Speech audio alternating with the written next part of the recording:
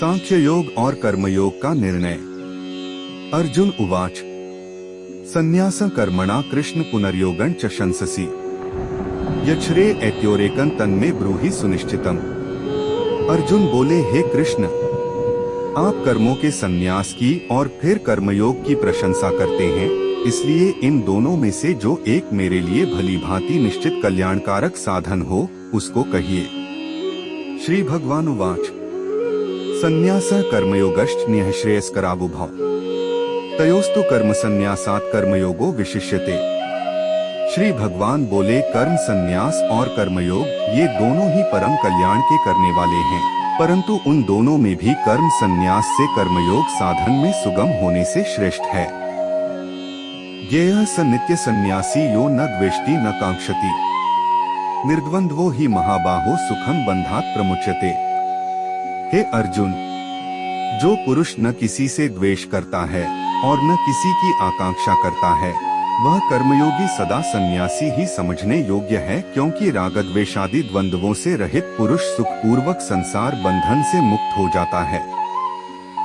सांख्ययोगो पृथक बालाः प्रवदन्ति न पंडिताः एकम्प्यास्थितः समयगुभ्योर्विन्दते फलम्। उपर्युक्त संन्यास और कर्मयोग को मूर्ख लोग पृथक पृथक फल देने वाले कहते हैं, न कि पंडित जन, क्योंकि दोनों में से एक में भी समयक प्रकार से स्थित पुरुष दोनों के फलरूप परमात्मा को प्राप्त होता है। यत् सांख्यः प्राप्यते स्थानं तद्योगैरपि गम्यते एकं सांख्यं च योगं च यः पश्यति स पश्यति। ज्ञान योगियों द्वारा जो परमधाम प्राप्त किया जाता है, कर्मयोगियों द्वारा भी वही प्राप्त किया जाता है।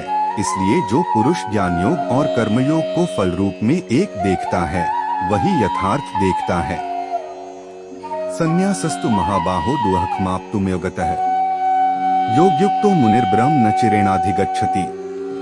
परंतु हे अर्जुन, कर्मयोग के बिना संन्यास अर्थात मन, इंद्रिय और शरीर द्वारा होने वाले संपूर्ण कर्मों में कर्तापन का त्याग प्राप्त होना कठिन है, और भगवत स्वरूप को मनन करने वाला कर्मयोगी परब्रह्म परमात्मा को शीघ्र ही प्राप्त हो जाता है।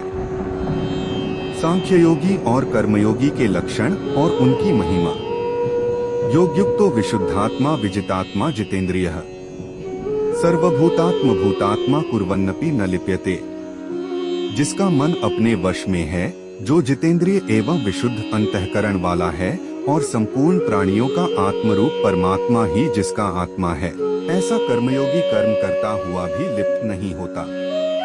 नैव किंचित करोमीति युक्तो मन्येत तत्त्ववित् पश्यन् श्रृण्वन् स्परिशन् जिघ्रन्नश्नन् गच्छन् स्वपन् श्वसन् प्रल्पन् विसर्जन् गर्हिणन् उन्मिषन् निमिषन्नपि इंद्रियाणींद्रियार्थेषु वर्तन्त इति धारयन्। तत्व को जानने वाला सांख्ययोगी तो देखता हुआ, सुनता हुआ, स्पर्श करता हुआ, सूंघता हुआ, भोजन करता हुआ, गमन करता हुआ, सोता हुआ, श्वास लेता हुआ, बोलता हुआ, त्यागता हुआ, ग्रहण करता हुआ तथा आँखों को खोलता और मूंदता हुआ भी सब इंद्रियां अपने अपने अर्थों में बरत रही हैं। इस प्रकार समझकर निःसंदेह ऐसा माने कि मैं कुछ भी नहीं करता हूँ। ब्रह्मण्याधाय कर्माणि संगं त्यक्त्वा करोति यः लिप्यते न स पापेन पद्मपत्रमिवाम्भसा। जो पुरुष सब कर्मों को परमात्मा में अर्पण करके और आसक्ति को त्याग कर कर्म करता है, वह पुरुष जल से कमल के पत्ते की भांति पाप से लिप्त नहीं होता।